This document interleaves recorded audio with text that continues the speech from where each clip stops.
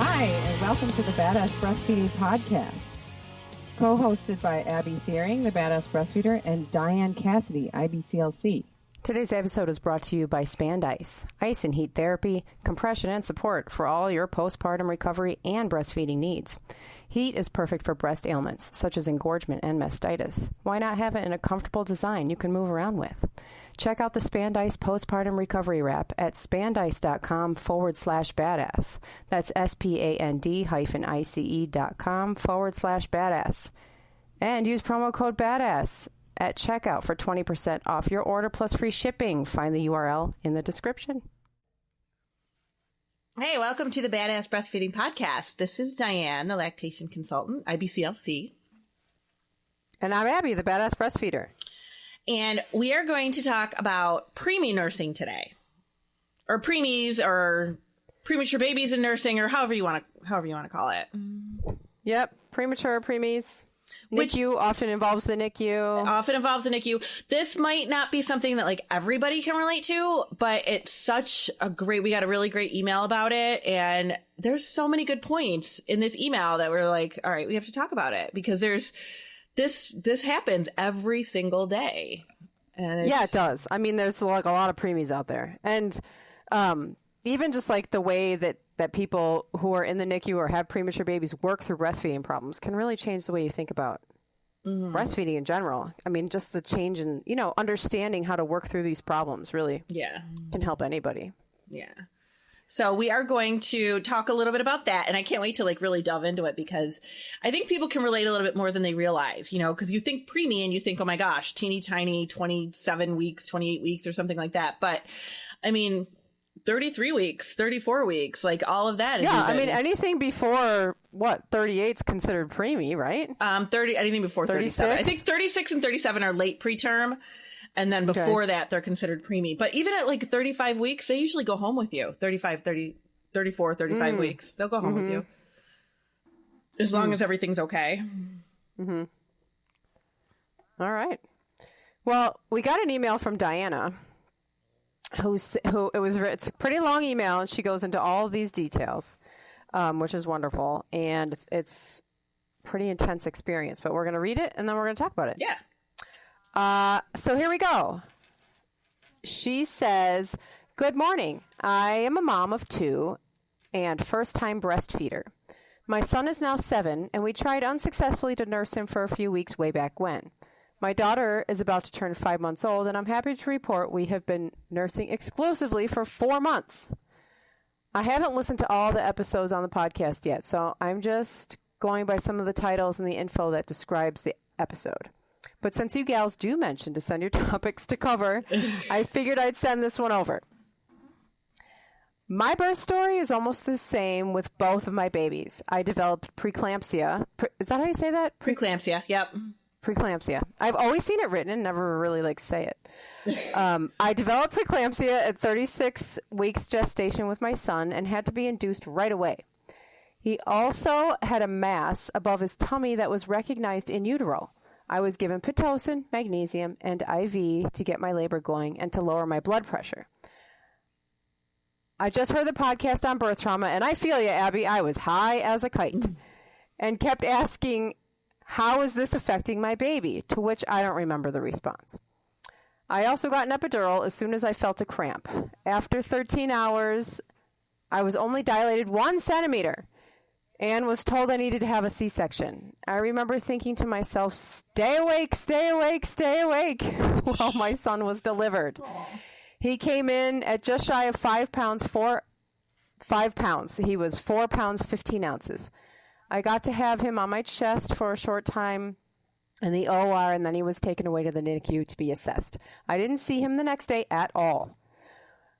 Was still on magnesium and was in and out of sleep for pretty much the next 36 hours. All I knew was that I didn't want my milk to go away, so I asked for a pump. I finally saw him 2 days after he was born. We had probably 2 hours together before he was transferred to a children's hospital for his mass. I was so overwhelmed, but continued to pump in the hospital. No lactation educator came to see me because there was no baby there with me. I pumped and pumped, sometimes regularly and other times I felt engorged. After a few weeks, he finally came home and we had a good stash of milk when he finally did come home. I tried to latch him, but we were so unsuccessful. He was in the hospital for 10 days and was on an IV, and I got my milk via bottle when he was finally able to have some food. I went back to the hospital where I delivered and saw the lactation educator and got a few tips, which weren't helpful. At home, I didn't have a pump, so we put him on formula as soon as my milk stash ran out. He is a thriving 7-year-old now, who I just noticed has a lip and tongue tie. This last pregnancy and delivery was pretty similar. At 35 weeks, I developed high blood pressure. Not preeclampsia, but my doctor admitted me and put me on bed rest and was going to have me there until I reached 37 weeks and would be delivered via C-section. I was given IV fluids and magnesium again with no Pitocin this time. I delivered 4 days after being admitted, 35 weeks and 5 days, as my blood pressure skyrocketed and I was throwing up. Again, another C-section, so I got the epidural too. Thankfully, my daughter was okay enough to stay in the room with me for a few days after she was born. I did skin to skin. I tried latching her. I pushed the formula away, but then felt so bad because I felt like she was so hungry. We couldn't latch. Her mouth was so tiny. She weighed 4 pounds, 11 ounces, and seemed just so skinny and tiny. This time, we did see the lactation educator, but again, my baby was taken to the NICU for low oxygen after 2 days of being with me. The lactation educator encouraged me to pump to get my milk supply in and mentioned that since she is a preemie, it will be hard for her to latch. Hard, but not impossible. She encouraged us to try latching when baby girl turned 4 weeks, which would have made her a full-term baby. We only spent 2 days in NICU and received mostly my milk via bottle. I got an opportunity to do skin to skin with her, but really only a few chances to nurse her. We were given the nipple shield and told this will help since her mouth is too small. When she turned 4 weeks, I put her on the boob. I was determined. I Googled lots of how can I get my baby to latch and why isn't my baby latching, and joined a Facebook group to help me. It took us a while, and I'll admit I'm still learning new things pretty much every day, but she is now exclusively breastfed. I just started back to work this week, so I'm now starting to pump. Very helpful episode on Back to Work, by the way. Your podcast is so helpful. I find myself saying yes a lot while listening, and oh, that makes sense, or oh, never thought of that. I think it might be helpful of moms to have who have preemies to know they can breastfeed. Tips for while baby in the NICU, what moms should be doing, tips on how, okay, so now she's suggesting this episode, which we're having now. So, yeah, that's her story of her 2 pregnancies. Both were preemies. So much stuff going on. So yeah, and she ended up with not breastfeeding the first one and ended up successfully breastfeeding the second. And with the first one, I mean, it's not like there was a lot of stuff happening there because he had a different issue as well. Mm-hmm, yeah, right. He had another health problem. But preeclampsia, if anybody is not sure what that is, it is a blood pressure complication. And a lot of, I mean, it's common. It's really pretty common. And sometimes they can just monitor it. And sometimes they have to put you on MAG during labor, which makes you so groggy and it makes the baby, and you're just kind of out of it. And, you know, I remember when I worked in the hospital and I would see moms that were on MAG and they were just, you know, the baby would be in the special care nursery and mom would be on MAG and you tried to talk to her about the pump and they're just so out of it, you know? You're just, that sounds awful. It is. You're just in this fog. It's terrible. So, you know, she had that to struggle with, plus her baby wasn't with her. And when your baby's not with you, that's a really stressful situation. And I feel like the first thing that I was really upset about with this email was that she said, well, since I didn't have the baby with me, nobody came to see me about the pumping. And that's, somebody should have seen her anyway.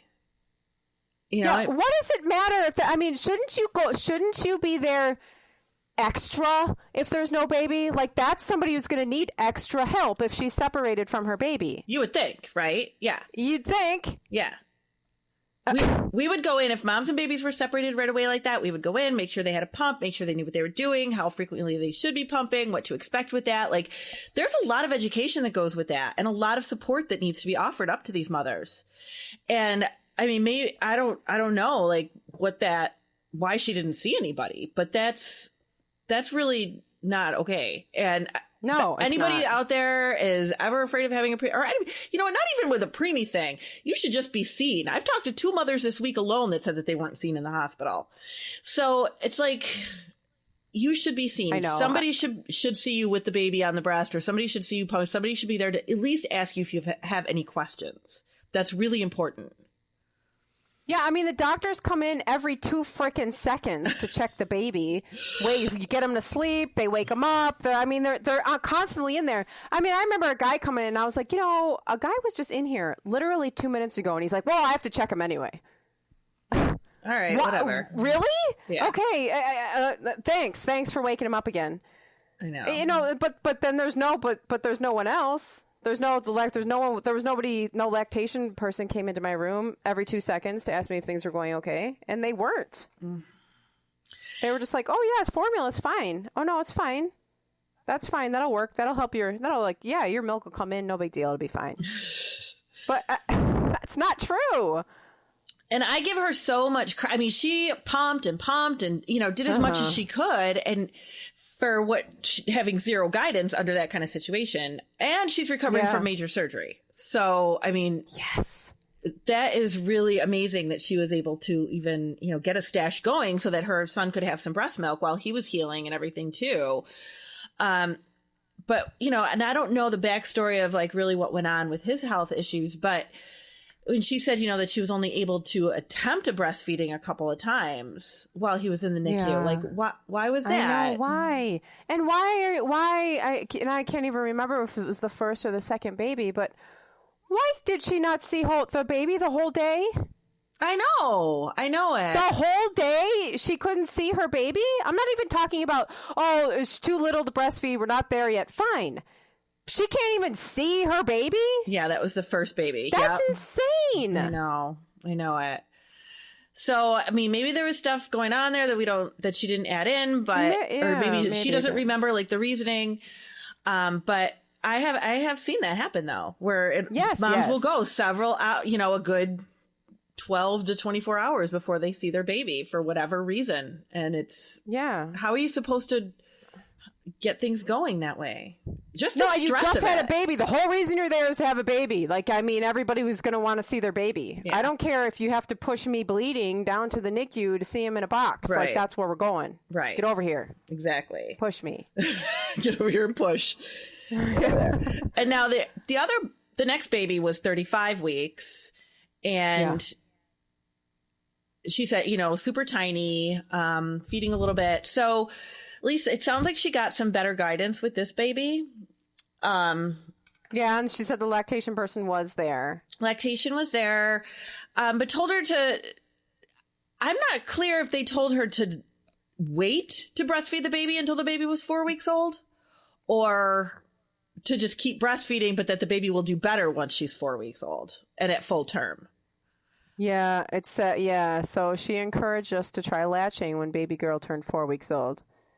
So, yeah, it's unclear if they were just told not to before that, or if, you're right. It's a little. I mean, and babies, so there's a huge difference. And sometimes it's hard for us to realize like how much the difference is between a 35-weeker, 36, even 37, the sucking development of a 40-weeker compared to like 35, 36, 37 weeks.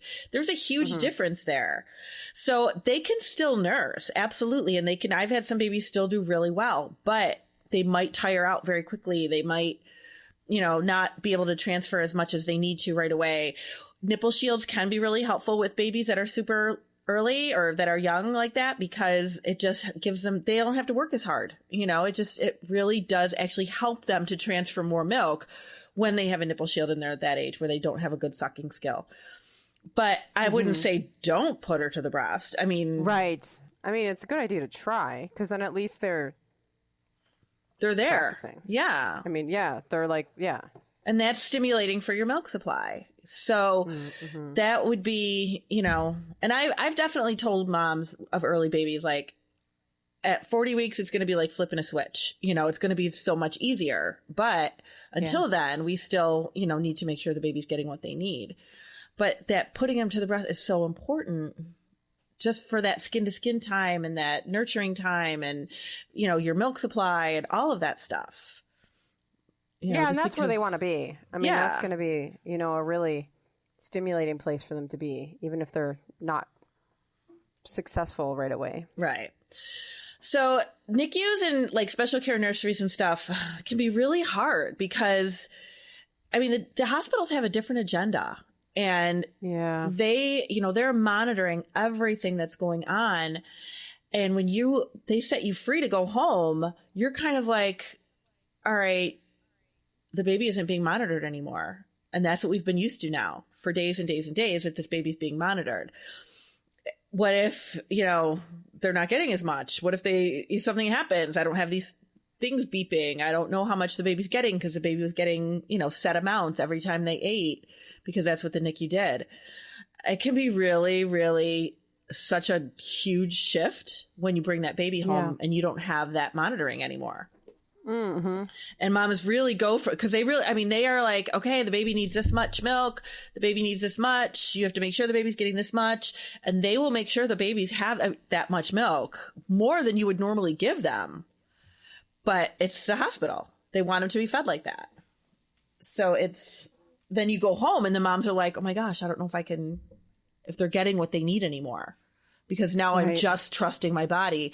And we went from physically seeing everything going into the baby to just trusting your body. And that's hard. And that's hard, period. It's hard, period. Trusting your body is really hard for us. Yeah. But then, you know, balance that up to an early baby and you just... Yes, exactly. Right. Yeah. Then it's just, And I've had some babies... There's so much worry about them getting what they need. Some babies would show up at the peds office and they were early and mom's breastfeeding and, you know, they discharge them, but they discharge them breastfeeding, but with a high calorie formula as well. So they want the baby to get, you know, a certain amount of this high calorie formula, whether it be fortified in the breast milk or whatever, but it's a high calorie. So they know that they're getting this increase in calories.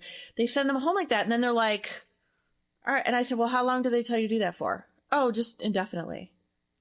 Definitely. Yeah. Like, so forever, like for the whole process of the first year of their life while you're breastfeeding, you have to always be giving them a high calorie formula on top of that. Like that doesn't make sense. Once they get gaining and they're a regular full-term baby, then, I mean, you would think that would be, we could stop that. Yeah, there's such a huge gap from like from being in the hospital and coming home. There's no direction, you know, there's very little, there's no I'm a social worker. Like, we're all about like transitions. Yeah. You know, like helping someone transition like wherever you are to wherever you're going. And it's just like not at all present in hospitals. I remember leaving with my baby being like, are they just letting me leave with him? Like, I'm just walking out of here with this baby in this basket and I'm all right. I'm allowed to go. Yeah. I felt like I was stealing him or something. With it like a paper that says, if your baby turns blue, call 911. Like, that's the only direction you're getting. Like, right. Okay. Like, glad somebody told me that much, at least. It's really, really hard. And then when you have an early baby and the stress, oh my gosh. Like, for babies that are really early, like mamas that are trying to pump, you know, in the hospital, at home, they're stressed out, like, it's really hard. It's traumatic. It is so traumatic that your baby is separated from you and you're trying to provide as much milk as possible and you can't be with them for every feeding. It's really hard. And the NICUs are, at least, you know, we have a pretty high level NICU here and it is like busy. And things are beeping and it's loud, you know, and there's moms that are it's like, a hospital. Right. And there's mothers that are like, I can't sit in here and pump, or this is so, and it's such a uncomfortable atmosphere to be in. How about a word from our sponsors? Today's episode is brought to you by Spandice, ice and heat therapy wraps you can reposition based on your specific postpartum recovery needs. Ice is perfect for C-section recovery, postpartum back pain, and much more. It also offers abdominal support. What's not to love? Heal faster with the Spandice Postpartum Recovery Wrap at spandice.com/badass. SPAND-ICE.com/badass. And use promo code BADASS for 20% off your order plus free shipping. Find the URL in our description. Hospitals are a very invasive atmosphere. And it's a really difficult time and place to get breastfeeding going. Oh, it's awful. Even when things are going well and now you have a preemie and now you're working through all these problems and you're stressed out and you're freaked out about your baby's health. And like you were talking about, it's beeping and all this, people running around and all this. It's awful. Stuff is happening. Yeah. And plus, if you just had a C-section, you are depending. I know you were kind of joking about somebody better push me down there, but you are depending on somebody pushing you down to see your baby. It's awful. Right. And they can just, you're right. You can't. And they'll just simply say oh, not right now. Or, oh, you can see your baby later. Who do you think you are? Who do these places think they are with just keeping people away from their babies? That should not be allowed. Mm-hmm. No, it's awful. And and her babies were, 35 and 36. So luckily, or her 36 weeker, had the other health problems. So they had to be transferred somewhere else. But luckily, her 35 weeker, it sounds came home pretty quickly. But even then, she had another child at home too, which that's a lot to handle. And she was sick. Yeah. She was very sick from... She said her blood pressure skyrocketed. Yeah. And she started throwing up, and at a C-section, it's going to take a little while to go over. Yeah, and very often with preemies, there is some baggage that goes along with that. A lot of times there is some sickness happening, or there is, a reason why that mom had to have the baby early. Sometimes it's just a spontaneous, had the baby, and everything is good. But sometimes it's also attached to some difficulty. And you're recovering from all of this. Yeah. Well, so one of the big things that people talk about when we're talking about preemie stuff is that they're so small that they have a hard time latching. And so what does a mom do? How do they work around that with this tiny small baby? With the tiny small babies, the nipple shields can be helpful. Making sure that they're in a really good position too. Positioning is key. We keep saying that all the time, but with little babies, especially, your full termer is floppy and, difficult to position at times. So now you've got this little 4-pounder that can be pretty intimidating. So making sure that the baby is in a really good position, you're giving them really good support, you're supporting the breast really well, that can make all the difference in the world of just getting them latched so they have room to open wide and latch on. Lots of skin to skin. Yeah. And so there's babies, and then it takes a while. So it takes a while, sometimes can take a while for them to be able to latch. And so they're being fed through feeding tubes, sometimes by syringes. Yeah, sometimes syringes, feeding tubes. There's a lot of hospitals that do a lot of breast milk now, donor breast milk. Mm-hmm. For those babies, which is fantastic. There's a lot of milk banks that do, and mom can pump her own milk or colostrum, right? Yep, absolutely. But if she's having trouble doing that, of course, and she wants her baby to have milk, she can ask the hospital, do you have a breast milk program where I can get donor milk here? Mm-hmm. Because it's really recognized how important it is for those babies, especially preemies. Yes. When the baby is preemie, mom is making milk specifically for a preemie, just like when, your baby's full term, you're making milk for your full term baby. Full term babies and preemie babies have very different needs. So her body is making the milk that the baby needs. And it's really important that they try to get that milk. But if they can't, then we still want them to have breast milk. It's going to keep them so much healthier while they're trying to get strong enough to come home. And they have seen too that babies that are getting breast milk come home a lot faster than babies that don't. Yes, right. So we want them to have that milk. Right, and there's a lot of things that can go wrong, with such a tiny baby. Yeah, it's a hospital. And breast milk is really a protective agent and all of that. Absolutely. So what else? What other problems? I mean, latching is obviously one. What are other common breastfeeding problems that come up with preemie babies? A lot of it, I think, a lot of it is on the mom, because it's such a psychologically challenging time and so emotional.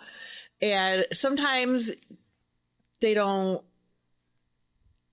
necessarily mesh well with the staff that they have in the hospital. Yeah. They're spending all their time up there. Maybe they feel like they're not getting the guidance or the attention that they need because there's so many other babies.